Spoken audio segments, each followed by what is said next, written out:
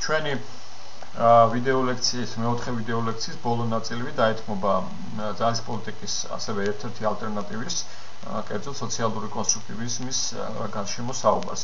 სოციალური კონსტრუქტივიზმი პრინციპში არის ალტერნატივა არა მხოლოდ ძალის პოლიტიკის, არამედ ის არის ალტერნატივა ლიბერალური აზროვნების სკოლასაც.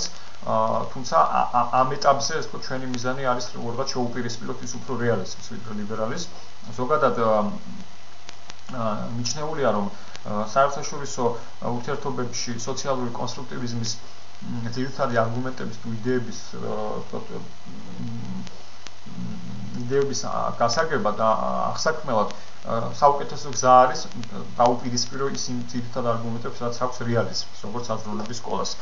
ძირითადი განსხვავება რეალიზმსა და კონსტრუქტივის შორის მდგომარეობს იმაში, რომ თუ რეალიზმი არის თეორია, რომელიც ორიენტირებული არის მატერიალური მოცემულობების მნიშვნელობაზე, როგორც არის ვთქვათ სამხედრო ძლიერება, ჩვენ ვთქვით რომ ძლიერებას აქვს ცენტრალური პოზიცია უჭირავ, ცენტრალური ცვლადი არის რეალიზმში, თუმცა ძლიერების მატერიალურ განსაზღვრებას, იმიტომ რომ ძლიერება შესაძლოა მნიშვნელოვანი ადგილი ეჭიროს ლიბერალიზმშიც, კონსტრუქტივიზმშიც, მაგრამ ის თუ როგორ განისაზღვრება, როგორ იზომება ძლიერება, ამაში ისინი ბუნებრივად განსხვავდებიან ერთმანეთისგან.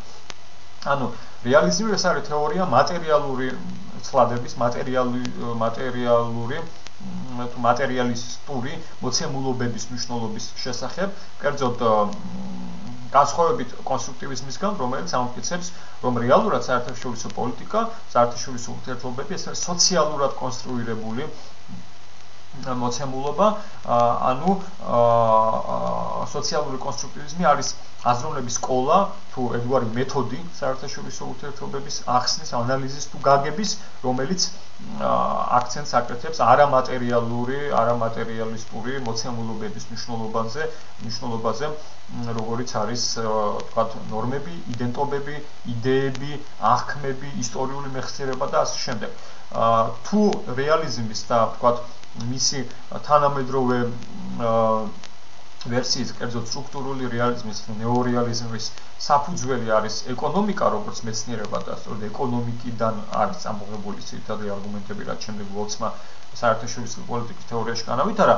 იგივე, ვთქვათ, არგუმენტები, მსგავსი არგუმენტები კონსტრუქტივიზმს მოაქვს სოციოლოგიიდან და ის აქცენტს აკეთებს სოციალური მნიშვნელობების მინიჭების მნიშვნელობაზე საერთაშორისო პოლიტიკაში. ერთი წინადადება, რაც მე მინდა შემოგთავაზოთ და იმის დემონსტრირებისთვის, თუ რა არის კონსტრუქტივიზმი და რა არის მისი ძირითადი არგუმენტი, ეს არის დაახლოებით წინადადება, რომელიც არის შემდეგი, რომ ტანკი მხოლოდ მაშინ არის საფრთხე, თუ ის მტრის ტანკია.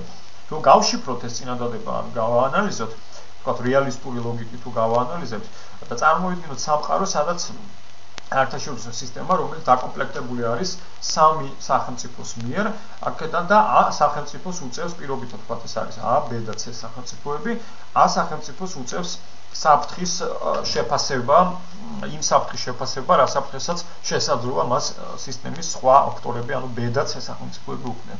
რეალ პოლიტიკის ლოგიკით თუ B სახელმწიფო ფლობს უფრო მეტ ტანკს, პირობითად ვთქვათ, ტანკი როგორც სიმბოლო სამხედრო ძლიერებისა, ამ მაგალითის შემთხვევაში, თუ B სახელმწიფო ფლობს უფრო მეტ ტანკს, ანუ ის უფრო მეტად ძლიერი არის ვიდრე C სახელმწიფო, მაშინ A სახელმწიფოსთვის საფრთხეს აპრიორი ქმნის B სახელმწიფო, რადგან ის არის უფრო ძლიერი. ამ მაგალითში ჩემს მიერ ამ აღწერილ სიტუაციაში კარგად იკვეთება თუ რამდენად მნიშვნელოვანი არის ძლიერების ისეთი ზუსტი ინდიკატორები, როგორიც არის თქვა სამხედრო ძალების რაოდენობა ან მისი ხარისხობრივი მდგომარეობა. ანუ რეალ პოლიტიკურ სამყაროში საფრთხე იზომება მატერიალისტური ცვლადების ერთობლიობით. საფრთხე არის ის, ვინც ფლობს უფრო მეტ ტანკს, ანუ ვისაც ყავს ხარისხობრივად უფრო ძლიერი სამხედრო ძალები. განსხვავებით ამ მიდგომისგან, სოციალური კონსტრუქტივიზმი ამტკიცებს, რომ საფრთხის გასაზომად მხოლოდ მატერიალისტური მოცემულობების ანალიზი საკმარისი არ არის, შეიძლება ითქვას, რომ ის არც არის გადამწყვეტი მნიშვნელობის, რადგან ტანკი მხოლოდ მაშინ არის საფრთხე, თუ ის არის მტრის ტანკი.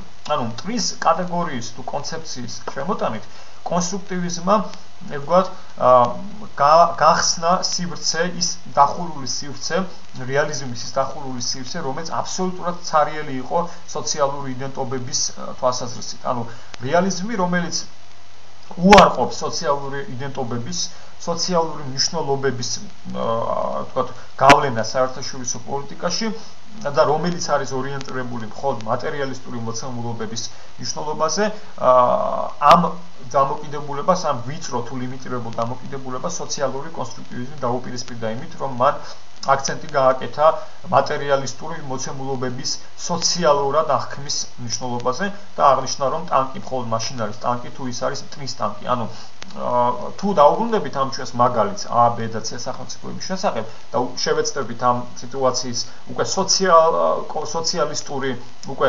სოციალ-კონსტრუქტივისტული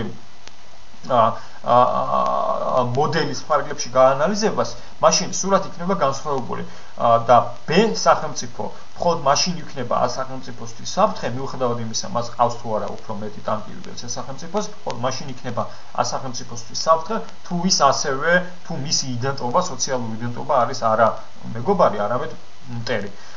ანუ სოციალური კონსტრუქტივიზმის ლოგიკით სახელმწიფოები ურთიერთქმედებენ ერთმანეთთან უკვე წინასწარ განსაზღვრული ნორმების, წინასწარ განსაზღვრული იდენტობების მეშვეობით და ეს იდენტობები ახდენს გავლენას იმაზე, თუ როგორ აღიქვამენ სახელმწიფოები ერთმანეთს.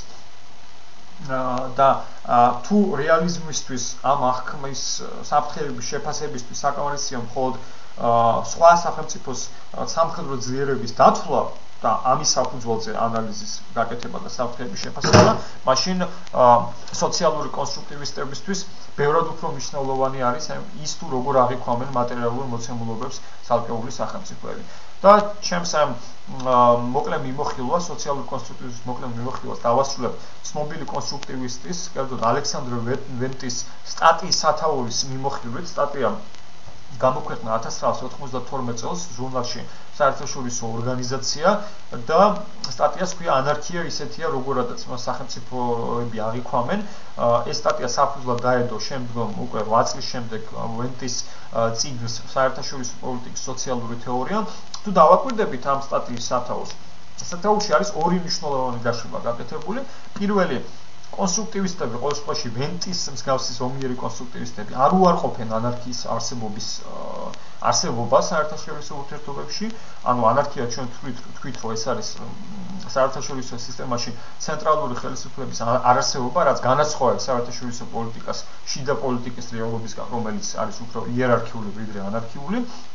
შესაბამისად, კონსტრუქტივისტები აღიარებენ იმას, რომ საერთაშორისო სისტემა არის ანარქიული და ამით ისინი იზიარებენ რეალისტების და ლიბერალების დამოკიდებულებას ამ საკითხისადმი, თუმცა ის თუ სადაც სცილდებიან ისინი რეალისტებს, არის ის, რომ მათი აზრით ანარქიას არა აქვს ანარქიას დამოუკიდებელი ეფექტები და არა ანარქიაა თავისთავად მნიშვნელოვანი და მიზეზი, თქვა, უსაფრთხოების დილემის წარმოქმნის სახელმწიფოებს შორის, ან ნულოვანჯამიანი აზროვნებისა, ან საერთაშორისო თანამშრომლობის არარსებობისა ცალკეულ სახელმწიფოებს შორის, არამედ ის, თუ როგორ აღიქვამენ ეს სახელმწიფოები ერთმანეთს, თუ როგორი არის მათი იდენტობები და როგორი არის მათ შორის არსებული ინტერაქცია სოციალური მნიშვნელობების მინიჭების ლოგიკით. ანუ ისინი ერთმანეთს განიხილავენ როგორც კონკურენტებს, როგორც მტრებს, თუ როგორც მეგობრებს. შესაბამისად, სოციალური კონსტრუქტივიზმი ცდილობს ერთგვარად შეავსოს ის სივრცე, რომელიც რეალიზმს როგორც აზროვნების სკოლას აქვს ცარიელი და ამ სივრცეს ჰქვია სოციალურად კონსტრუირებული სივრცე, სადაც ძალიან მნიშვნელოვან ადგილს იკავებს ისეთი ფაქტორები, როგორიც არის ნორმები, იდენტობები, იდეები, აღქმები, ისტორიული მეხსიერებები და ასე შემდეგ. ამით ჩვენ ვასრულებთ დღევანდელ ვიდეო ლექციას და ბოლოს მე მინდა რამდენიმე სასკრიფტო კითხვა დაგისვათ, რაზეც სემინარზე ვისაუბრეთ. პირველი, რა განსხვავებაა საერთაშორისო პოლიტიკის რეალისტურ და ლიბერალურ ხედვებს შორის. მეორე, საინტერესო იქნება განვიხილოთ გარდა პოზიტიური ეფექტებისა, რა ნეგატიური ეფექტები შეიძლება გააჩნდეს ურთიერთდამოკიდებულებას, ეკონომიკურ ურთიერთდამოკიდებულებას საერთაშორისო პოლიტიკაში, ანუ არის თუ არა საერთაშორისო ვაჭრობა აპრიორი პოზიტიური მოვლენა, თუ მას შეიძლება ასევე რაღაც უარყოფითი ეფექტებიც ჰქონდეს და მესამე, რა არის ის ძირითადი საკვანძო მოსაზრებები, რაც განასხვავებს სოციალურ კონსტრუქტივიზმის რეალიზმისგან და ლიბერალიზმისგან, რაც ბუნებრივია. ამით ვასრულებთ ჩვენს ვიდეო ლექციას და ერთმანეთს შევხვდებით უკვე სემინარზე, სადაც მოგვეცემა შესაძლებლობა ვისაუბროთ ამ საკითხებზე უფრო დეტალურად.